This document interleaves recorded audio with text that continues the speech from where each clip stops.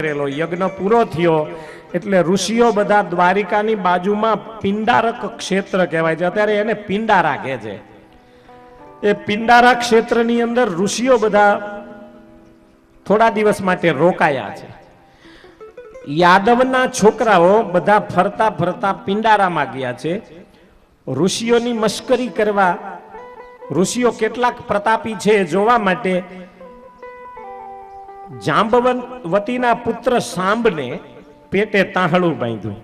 તાહળું બાંધીને ઉપર હાડલો પહેરાવ્યો ને ચણિયો પહેરાવ્યો ને બધું કપડા પહેરાવ્યા સ્ત્રીના, અને ઘરેણા બરેણા એવા બધા નકલી કરીને પહેરાવી.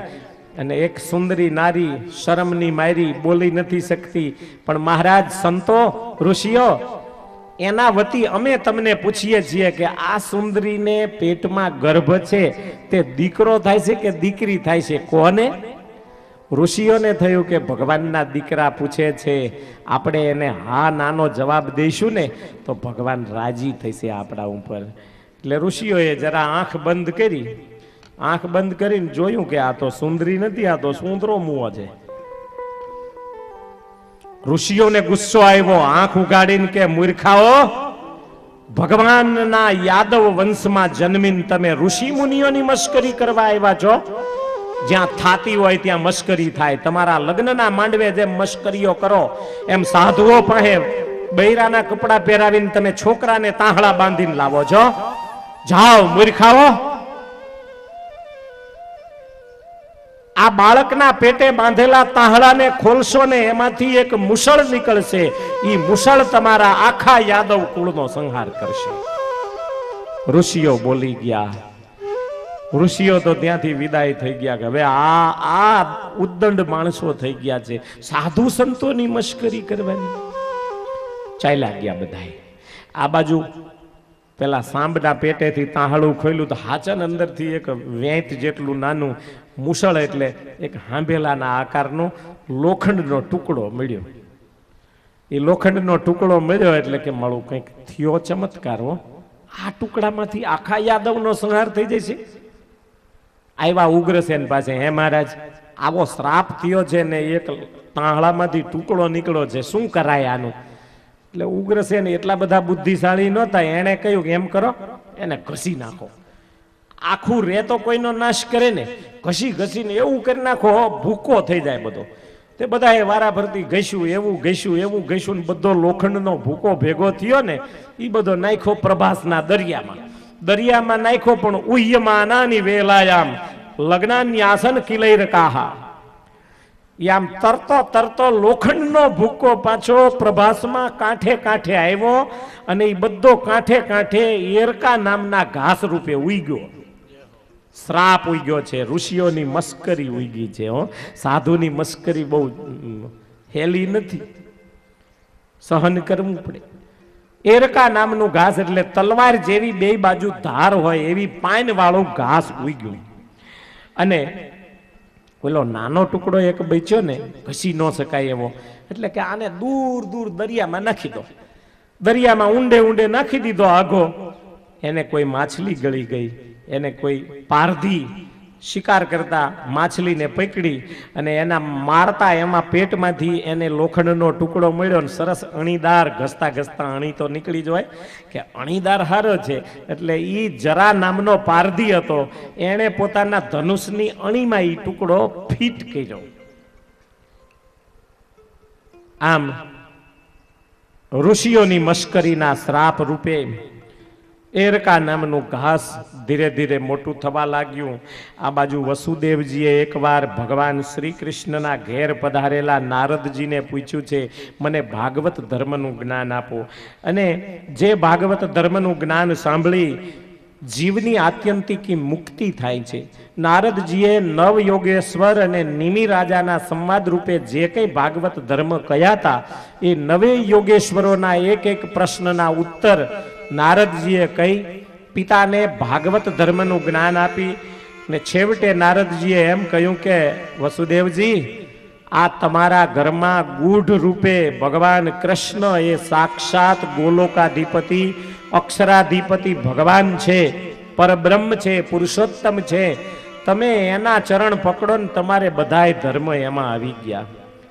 આ બાજુ યાદવોએ ભગવાન કૃષ્ણને કહ્યું છે, પ્રભુ અમારે બધાને પ્રભાસમાં જવું છે, બસ ફરવા જવું છે, ત્યાં ખાણી પીણી બધો ઉત્સવ રાખશું. ભગવાને કહ્યું બધું રાખજો પણ દારૂપાન ન કરતા. જો સુરાપાન કરશો તો તમને કોઈ નહીં બચાવી શકે. હમણાં બહુ પ્રવૃત્તિ વધી ગઈ છે, એ તમારા મોતનું કારણ બનશે.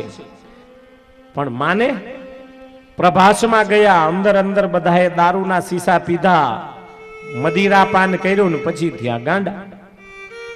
અંદર લડાવા માંડ્યા. આ બાજુ ભગવાન કૃષ્ણ પાસે દેવોએ આવીને પ્રાર્થના કરી, પ્રભુ હવે આપને આ દેહમાં 125 વર્ષ થયા, કળયુગની મર્યાદા 100 વર્ષની છે, 25 વર્ષ વધારે થયા, હવે ક્યારે આપને પધારવું છે? ભગવાને કહ્યું કે આ યાદવોની લડાઈ પૂરી થાય એટલે તરત, હવે મારે જાજી રાહ નથી. દેવો પાછા ચાલ્યા ગયા.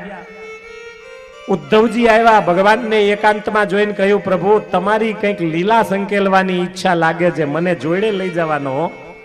ભગવાને કહ્યું, ઉદ્ધવ તમારા સિવાય મારું જ્ઞાન કોઈને ટકે એવું નથી, માટે તમારે આ દુનિયામાં રહેવાનું છે.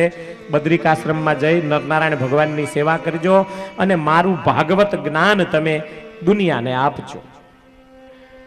ઉદ્ધવજીને ભાગવત જ્ઞાન આપતા એ વખતે મૈત્રેય ઋષિ પણ અહીંયા હાજર હતા. 2 જણાને જ્ઞાન આપી. મૈત્રેયજીને કહ્યું કે વિદુરજી આવે તો તમે જ્ઞાન ઉપદેશ કરજો, અને ઉદ્ધવજીને કહ્યું કે તમે બધાને જ્ઞાન પીરસજો, મારું આ ભાગવત જ્ઞાન. પણ શું ભાગવત જ્ઞાન ભગવાને આપ્યું હતું? તો કે દત્તાત્રેયે 24 ગુરુઓ કર્યા, એ બધા ગુરુનું વર્ણન કર્યું. અને ભગવાને તત્વોની સંખ્યા બતાવી, ભક્તિ માર્ગ, યોગ માર્ગ, જ્ઞાન માર્ગ, બધા પ્રકારના યજ્ઞો બતાવ્યા, કર્મ માર્ગ.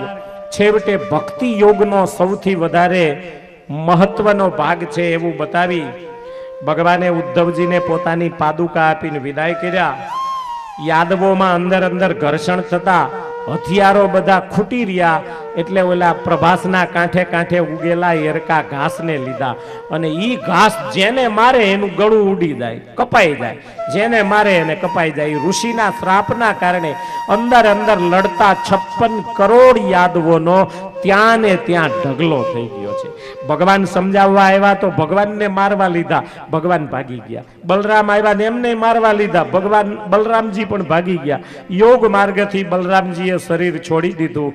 ભગવાન પ્રાચીના પીપળે એક પગ ઉપર બીજો પગ ચડાવી ટેકો દઈ અને નિરાતે બેઠા છે કે હાસ પૂરું થયું, આ મારું એક મોટું કામ આજ શાંત થઈ ગયું. અને એમાં બરાબર સનનનનનન કરતું ભગવાનના જમણા ચરણારવિંદમાં બાણ વાગ્યું. જમણા ચરણમાંથી કપાળ સુધી પહોંચી ગયું બાણ. ઓમ તત્સત બોલી ભગવાન થોડી વાર શાંત બન્યા. ત્યાં તો પેલો પારધી જરા આવ્યો, આવીને માફી માંગી, પ્રભુ આપ મનુષ્ય અને એમાંય દ્વારિકાપતિ છો એ મને ખબર નહીં, મેં તો એવું માન્યું હતું કોઈ હરણ બેઠું છે ને મેં બાણ માર્યું. ભગવાને કીધું એમાં તારો વાંક નથી, તારા બાણના ફણામાં જે તે માછલીના પેટમાંથી કાઢેલી લોખંડની એક અણીદાર વસ્તુ ગોઠવેલી ને, ઈ મારા યાદવ કુળનો સંહાર કરવા માટે આવેલી, તો એને મેં પણ શ્રાપને સ્વીકાર્યો છે. તું પૂર્વે વાલી નામનો વાનર હતો, મેં તને છેતરીને મારેલો, તો આજ તે મારો હિસાબ પૂરો કર્યો. જોકે ભગવાનને આવા કર્મનો હિસાબ ન દેવાનો હોય, પણ એક યાદી આપી કે તું પૂર્વનો વાલી વાનર હતો. જરા પારધી પસ્તાવો કરતો રડવા લાગ્યો. એ વખતે અર્જુનજી આવ્યા, અરે દારૂક સારથી આવ્યો. ભગવાને સારથીને કહ્યું કે સારથી તું જા દ્વારિકા, અર્જુનજીને કહેજે બધા બાળકોને સ્ત્રીઓને લઈને દ્વારિકામાંથી નીકળી જાય, કારણ કે દ્વારિકાને હવે 7મા દિવસે દરિયામાં ડૂબી જવાનું થશે. માટે અર્જુનજીને બાળકોની સાથે જતું રહેવાનું કહી દેજે અને હસ્તિનાપુર ભેગા થઈ જાય. દારૂકની હાજરીમાં સ્વર્ગમાંથી આવેલો રથ પાછો સ્વર્ગમાં ચાલ્યો ગયો. ભગવાનના હથિયાર પણ ચાલ્યા ગયા. ભગવાન શિવ અને બ્રહ્માની હાજરીમાં સદેહે પોતાના ધામમાં સીધાવ્યા, એવું ભાગવતમાં લખ્યું છે. શ્રીજી મહારાજે એમ કહ્યું કે ભગવાનનો દેહ પડ્યો રહ્યો, રૂક્ષ્મણી એને ખોળામાં લઈને બળી ગયા. પણ અહીંયા ભાગવતજી એમ કહે છે કે સદેહે ભગવાન પોતાના ધામમાં સીધાવ્યા. દેવતાઓએ જય જયકારો કર્યા. દ્વારિકાધીશ કી જય. ભગવાન કૃષ્ણ ધામમાં સીધાવ્યા. માતા પિતાને ખબર પડી કે અમારા બે પુત્રો મૃત્યુ પામ્યા છે. પ્રભાસમાં આવ્યા વસુદેવ, દેવકી, રોહિણી બધાય પુત્રોને ન જોયા એટલે ત્યાં ને ત્યાં બધાય દેહ મૂકીને ભગવાનના ધામમાં સીધાવ્યા. વસુદેવ, દેવકી, 8 રાણીઓ આવ્યા. ભગવાનને ન જોયા એટલે અગ્નિમાં પ્રવેશ કરીને 8 રાણીઓ ભગવાનની પાછળ સતી થયા. અર્જુનજી દ્વારિકામાંથી બાળકોને, પુત્રોને અને સ્ત્રીઓને લઈને વહેતા થયા અને હસ્તિનાપુર આવ્યા. જે વજ્ર નામનો પુત્ર હતો એને મથુરાનો અધિપતિ રાજા બનાવ્યો અને જે પરીક્ષિત રાજા હતા એને હસ્તિનાપુરનો રાજા બનાવ્યો. અને 5 પાંડવોએ સ્વર્ગારોહણ કર્યું. જ્યાં આપણે શરૂઆત કરી હતી પ્રથમ સ્કંદમાં, અહીંયા જ આ કથાને અટકાવી 11 સ્કંદની પૂર્ણાહુતિ કરી છે. ઇતિ શ્રીમદ ભાગવતે મહાપુરાણે અષ્ટાદશ સહસ્ર્યામ વૈયાસિક્યામ પારમહંસ્યામ સંહિતાયામ સમાપ્તોયમ 11 સ્કંદઃ. ઓમ તત્સત શ્રી હરિકૃષ્ણાર્પણમસ્તુ. કૃષ્ણ કનૈયાલાલ કી જય.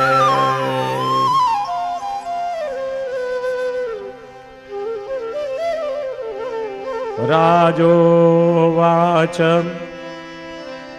સ્વધામાનુગતે કૃષ્ણે યદુવંશ વિભૂષણે કસ્ય વંશો ભવત પૃથ્વ્યામ એતદા ચક્ષ્વ મે મુને.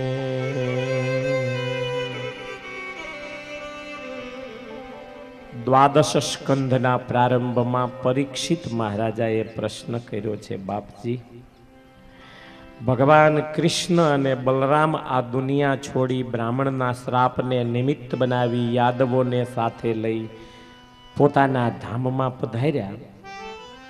પછી કયા કયા રાજાઓનો વંશ આગળ રહ્યો અને હવે પછી કળિયુગમાં કયા કયા રાજાઓના વંશ રહેશે, મારે એ કથા સાંભળવી છે મહારાજ. શુકદેવજી સાવધાન કરે છે, રાજા, મેં તમને 9મા સ્કંદમાં કહેલું કે મગધવંશી બૃહદ રથનો પુરંજય નામનો પુત્ર થયેલો. એ મગધનો બૃહદરથ અને બૃહદરથનો પુત્ર પુરંજય નામનો, એને કોઈ રિપુંજય પણ કહે છે. તો એ પુરંજય રાજા ગાદી ઉપર મગધ દેશમાં આવેલો. પછી એ મગધ દેશના રાજા પુરંજયને મારી એનો મંત્રી જે સુનક હતો, એ સુનકે પોતાના પુત્ર પ્રદ્યોતને ગાદી આપેલી. રાજા પ્રદ્યોતે પોતાના પુત્ર પાલકને ગાદી આપી. પાલકે વિશાખ યુથને ગાદી આપી.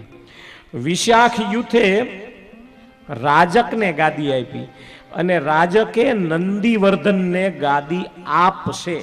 હવે ભવિષ્યવાણી છે.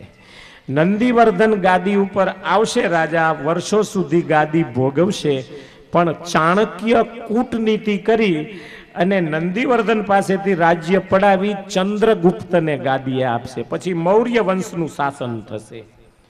મૌર્ય વંશમાં કેટલાક રાજાઓ ચંદ્રગુપ્તના વંશમાં જન્મીને રાજગાદી ભોગવતા આવશે. એ પછી કલિયુગ વધારે ને વધારે પૃથ્વી ઉપર ફેલાતો જશે. પછી આભીર રાજાઓ થશે.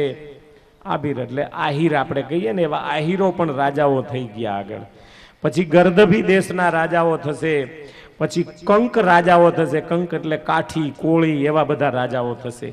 પછી યવન એટલે મુસલમાન રાજાઓ થશે. 1000 વર્ષ સુધી મુસલમાનોએ ભારત ઉપર શાસન કર્યું. એ પછી તુર્ક રાજાઓ થશે. તુર્કસ્તાનથી આવેલાઓએ પણ રાજ કર્યું છે. એ પછી ગુરુંડ દેશના રાજાઓ થશે. એ ગુરુંડ રાજાઓ એટલે ગોરાઓ. અને એના પછી મૌન જાતિના રાજાઓ થશે. અને પછી અનેક જાતિના રાજાઓ ભાગલા પાડી પાડીને પૃથ્વીને ભોગવવા લાગશે. ભારતના નાના નાના ટુકડાઓ થઈ જશે. નહીતર આ અફઘાનિસ્તાન, પાકિસ્તાન, બલુચિસ્તાન, ભૂતાન, ચીન, આ બધા ભારતની જ ભૂમિ છે, પણ ટુકડા થઈ ગયા. ટુકડા થયા પછી ભારત ભૂમિને ભાગ પાડી પાડીને ભોગવવા લાગ્યા. રાજા જ્યારે બરાબર કળિયુગ આવતો જશે એમ સૌરાષ્ટ્ર દેશમાં, અવંતી દેશમાં, આભીર દેશમાં, સુર દેશમાં, અર્બુદ દેશમાં, માલવ દેશના આ બધાય બ્રાહ્મણો, ક્ષત્રિયો અને વૈશ્યો જનોઈનો ત્યાગ કરીને વ્રાત્ય બની જશે. એટલે જનોઈ સંસ્કાર બધા નામથી નહીં રહ્યા હોય. કોક બ્રાહ્મણ ખાલી લાડવાના લાયસન્સ તરીકે જનોઈ દેખાડશે, અને લગભગ અત્યારે ક્ષત્રિયો વૈશ્યોમાંથી જનોઈ નીકળી ગયા જેવું જ છે. આપણા હજારો હરિભક્તમાંથી 250 હરિભક્તો એવા છે કે જે જનોઈ સંસ્કારમાં વઢવાણ આવે છે, એટલાને ગળે જનોઈ લટકાવેલી છે. બાકી જનોઈ વગરના વ્રાત્ય થઈ જશે એટલે પોતાનો ધર્મ લોકો ચૂકી જશે.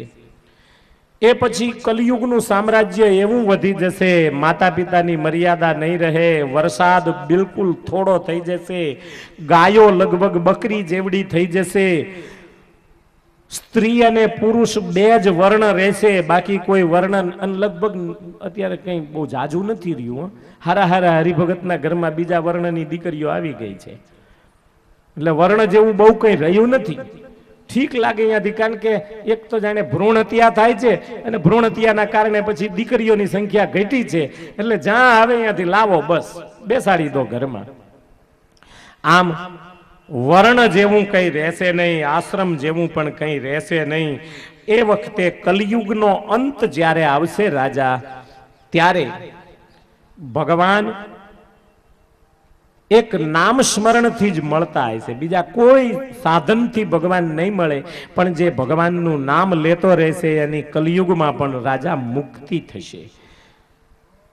એકદમ કલિયુગના અંતમાંથી જ્યારે સત્યયુગમાં પદાર્પણ કરવાના થશે, ત્યારે વિષ્ણુ યસા નામના બ્રાહ્મણને ઘેર સંભલપુર ગામમાં ભગવાન કલ્કી નામથી પ્રગટ થશે.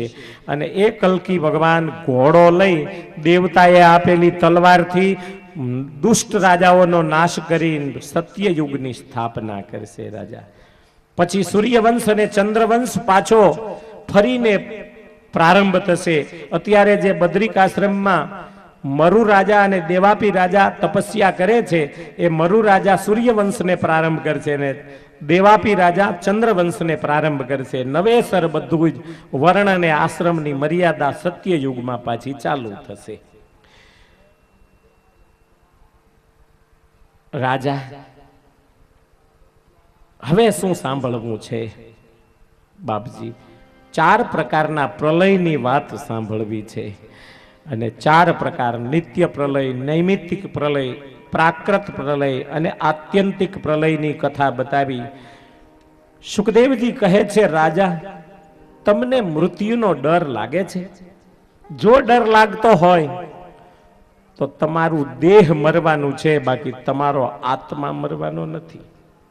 રાજા, મેં તમને આ ભગવાનની કથાઓ 12 સ્કંધોમાં બતાવી, એ મૃત્યુથી તરવા માટે બતાવી છે, ડરવા માટે નહીં.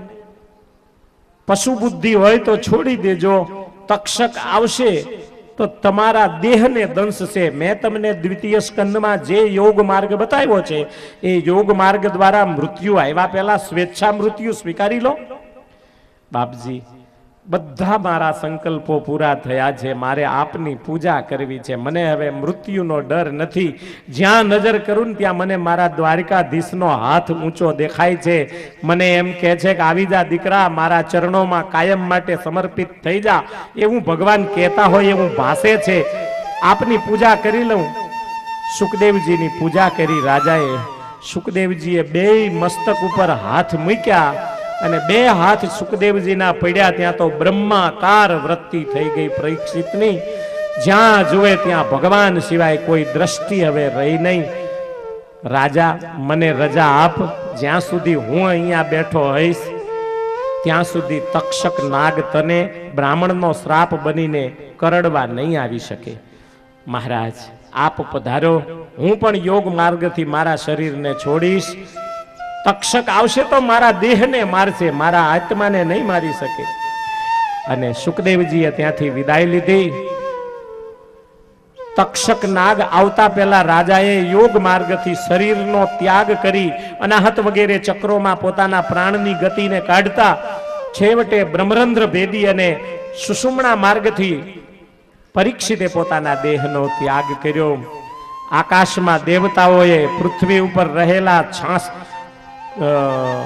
88,000 ઋષિઓએ પરીક્ષિતના મૃત્યુને જોઈ અને જય જયકાર કર્યો. કૃષ્ણ કનૈયા લાલ કી જય. વ્યાસ ભગવાન પણ એ સભામાં બેઠેલા આંખમાં આંસુ આવ્યા કે ભાગવત મેં બનાવ્યું, મને આવો મહિમા ખબર નહોતી, પણ મારા પુત્ર સુખદેવે ભાગવતનો પૂરેપૂરો મહિમા મને બતાવ્યો. ધન્ય છે સુખદેવને, ધન્ય છે પરીક્ષિતને. આ બાજુ તક્ષક નાગ આવ્યો. પરીક્ષિત રાજા તો યોગ માર્ગથી શરીર છોડીને નીકળી ગયા અને એમનું શરીર હજી પડ્યું છે એમને એમ પદ્માસનમાં આવી અને સીધો દંશ માર્યો. પરીક્ષિતનું શરીર બળીને ભસ્મ થઈ ગયું. પછી તો જન્મેજય રાજાની કથા આવે છે કે મારા પિતાને મારનાર તક્ષકને આપણે હોમી દેવો યજ્ઞમાં, અને એના માટે બધું ઘણું થયું. બૃહસ્પતિએ આવી બધાને અટકાવ્યા અને શાંતિ કરી. ભાગવતજીના મુખ્ય પાત્ર પરીક્ષિતના મોક્ષ સાથે ભાગવત કથાને અહીંયા આપણે પૂર્ણ જાહેર કરીએ. 7 દિવસથી આપ શ્રોતા બનીને સાંભળી રહ્યા છો ભગવત કથાને. અહીં વ્યાસપીઠ ઉપરથી જેટલો બને એટલો ન્યાય આપી ભગવત કથાઓને સહેલી સરળ ભાષાથી બને એટલી કોશિશ કરીને સમજાવવા પ્રયત્ન કર્યો છે. અમારી કલ્પના બાદ ભાઈ સાહેબ ગઢમાં કથા થાય એવી અમારે કોઈ કલ્પના જ નહીં કે એક પરિવાર આમાં શું કથા કરે, પણ એક પરિવારે 1000 પરિવાર ભેગા થઈને ન કરી શકે એવું મોટું કામ આજ પૂર્ણ કર્યું છે.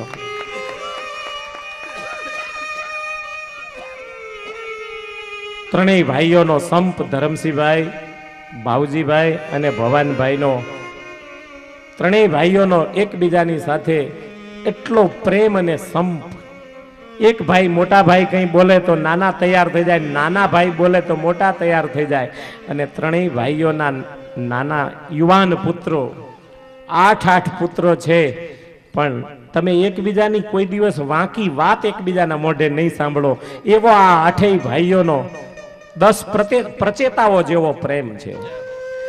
ભગવાન એમના આ પરિવારને કાયમને માટે આવો ને આવો પ્રેમ રાખે, સંપને સ્નેહ રાખે ને ઉત્તરોત્તર એમના પરિવારની સદાય પુષ્ટિને પુષ્ટિ થયા કરે.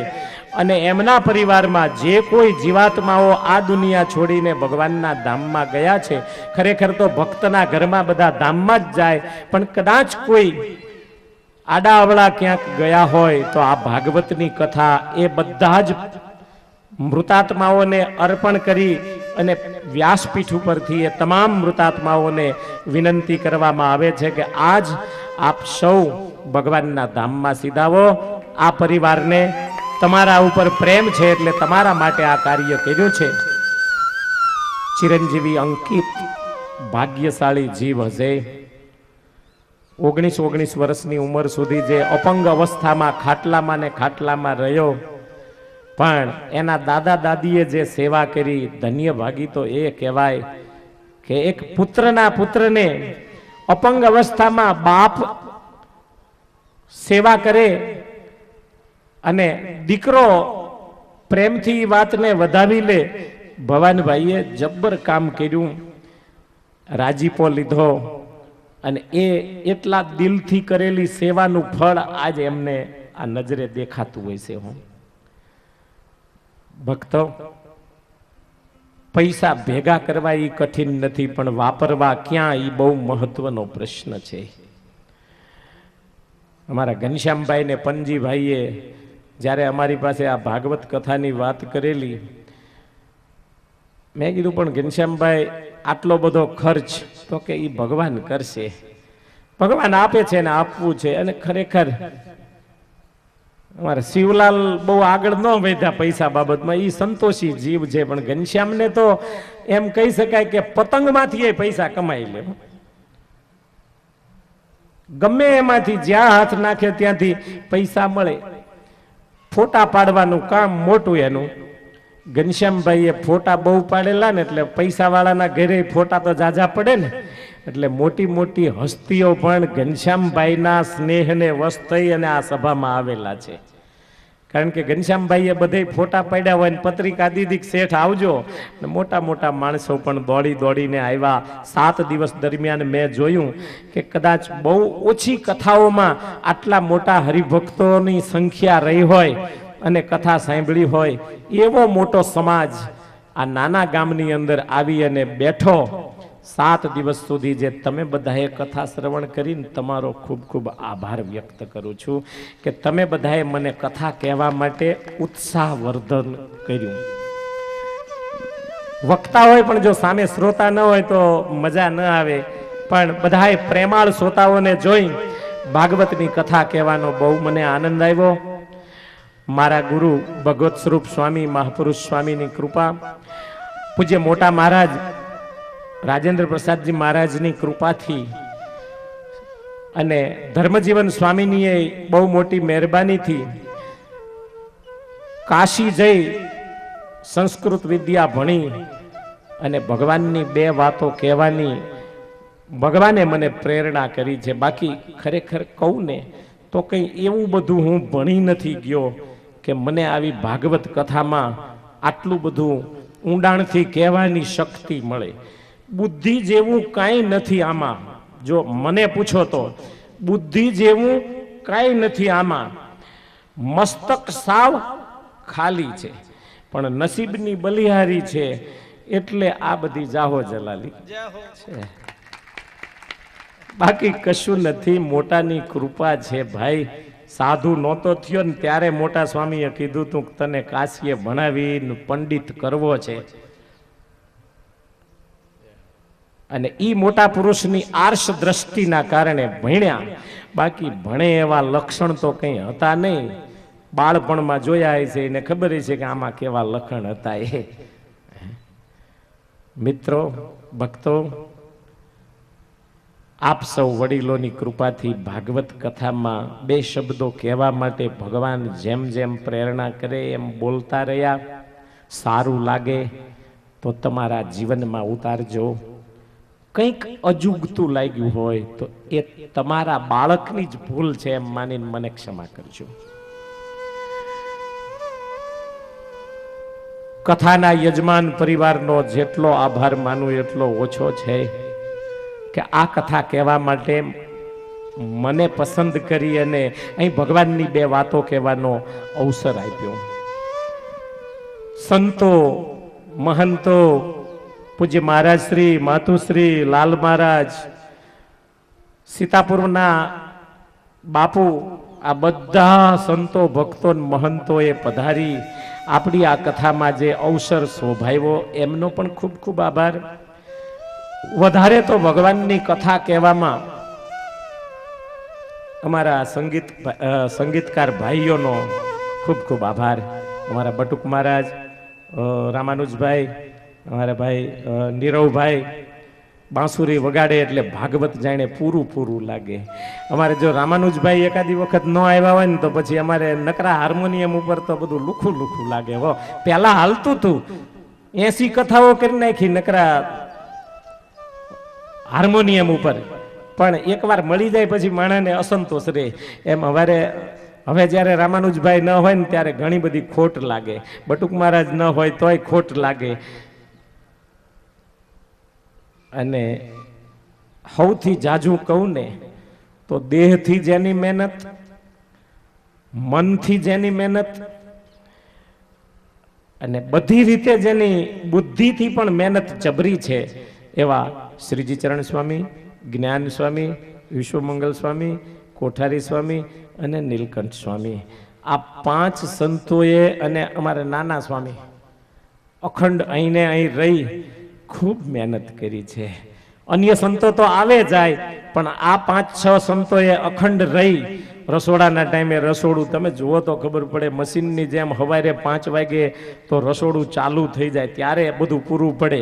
અને પાછા બધાને આગ્રહ એવો હોય કે સ્વામી અહીંયા હું અહીં નથી ખાતો એટલે અહીંયા જમીશ. હવે સંતોને કેટલાકનું હવારે ઉઠીને રાંધવું, એ 15-20-25 માણાનું દરરોજ હવારે ઉઠીને રાંધી નાખે. નીલકંઠ સ્વામી તો હજી નાહીને સીધા બાથરૂમમાંથી નીકળે ને એટલે પહેલા ચૂલા પ્રગટાવે. અડધો કલાક તો પહેલા રાંધી લે, પછી કપડાં હરખા કરી અને પછી પૂજા કરવા બેહે. આમ મહેનત કરતા કરતા સંતોએ જે આપણને ભગવત કથામાં સહકાર આપ્યો છે, નાના મોટા નામી અનામી દરેક ભક્તોએ સહકાર આપ્યો છે. એનાથી વિશેષ કહું ને તો અમારે